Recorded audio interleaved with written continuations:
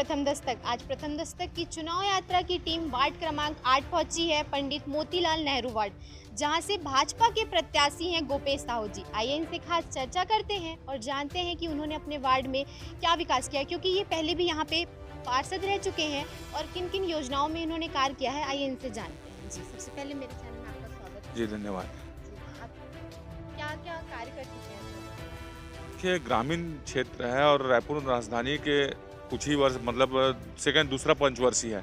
तो दूसरे पंचवर्षीय में आने के बाद जो मेरे कार्यकाल में से पहले जो पार्षद हुआ करता था वो बहुत बड़ा क्षेत्र था, जैसे दलदल, श्रीनियामा, कचना, सड्डू, ये पूरा बहुत बड़ा वार्ड था। तो फिर इसको अलग करके परिसीमन करने के बाद जो ये बना तो उसमें मैं पहली बार बना। और ग्रामीण क्षेत्र होने के बाद यहाँ सुविधाओं को देखते हुए जो जो समस्याएं थी, पुराने बिल्डिंग थे और जो शमशान घाट है अपना शेड निर्माण तो पूरा जर्जर हो चुका था। तो उस सभी वस्तु को देखते हुए जो जो विपक्ष में रहे हैं और निर्दलीय तो चुनाव जीत के आया था, तो फिर उसके लिए मैं जो हो सकता था मैं लड़ झड़ के काम किया हूँ। लगभग 12 ठो रंगमंच है और सामुदायिक भवन है, लगभग 3 सामुदायिक भवन है, उसका निर्माण कराया है। भाजपा पार्टी ने फिर से आप पे भरोसा जताया है, तो आप और आगे किस कार्य योजना को लेकर कार्य करेंगे?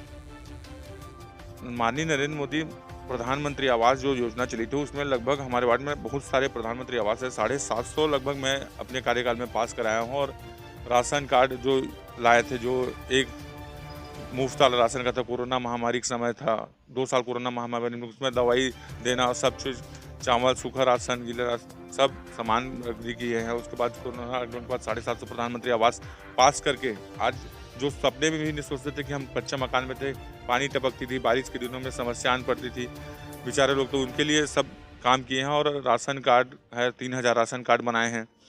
और जो भी गवर्नमेंट का योजना आता है, अमृत मिशन नल योजना के तहत में सबके घर में फिर निःशुल्क नल लगे हैं। सभी जो गवर्नमेंट की योजना है उसमें दिए हैं। इसका हमसे पार्टी ने मुझे विश्वास दिला के फिर से कर दिया। रायपुर में 70 वार्ड है और 70 वार्डों में ये जो वार्ड 8 है सबसे बड़ा वार्ड माना जाता है ना, माना क्या जाता है ही सबसे बड़ा वार्ड।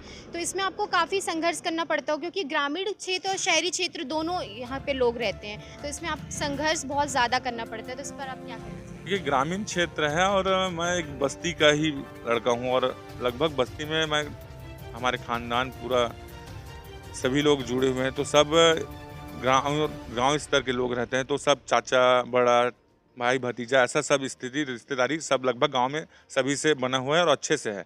सामाजिक स्तर पे लोग सबको जानते हैं और आते जाने मतलब शुरू से ही मेरा बचपन से वही सब काम चला है। LIC की एजेंसी था तो सब जुड़े हुए थे, तो इसकी वजह से ज़्यादा परेशानियों को सामना नहीं करना पड़ा। क्षेत्रफल है थोड़ा बहुत बड़ा है, यहाँ से सीधा आमा सुनी से फिर 7 किलोमीटर जाओ जोरा भवानी नगर, तो क्षेत्रफल थोड़ा बड़ा है। तो इसमें थोड़ा सा होती है तकलीफ, एक दिन में कवर नहीं हो पाता, लेकिन हर 2 दिन 4 दिन के अंदर में सब कवर कर लेते हैं। और रहवासी क्षेत्र में सबसे बड़ा वो एरिया हो गया है, ये पूरा बड़े बड़े कॉलोनी हैं, बहुत सारे कॉलोनाइजर आ गए हैं, तो उसमें जनसंख्या के अभाव में कभी कभी कुछ रहता है तो फिर उनके लिए ऑफिस खोल के रखे हैं, हमारे लोग रहते हैं तत्पर, कुछ भी काम रहता है तो बता देते हैं। हमारे चैनल के माध्यम से आप वार्ड की जनता को क्या अपील करना चाहेंगे? देखिए, जो काम हम लोग पिछले कांग्रेस के शासनकाल में नहीं कर पाए थे और अभी हमारी Bharatiya Janata party double engine की सरकार बन के बैठी है और निश्चित रूप से नगर निगम में जो महापौर हमारी बनेगी और यहाँ के जितने हम पार्षद बनेंगे, तो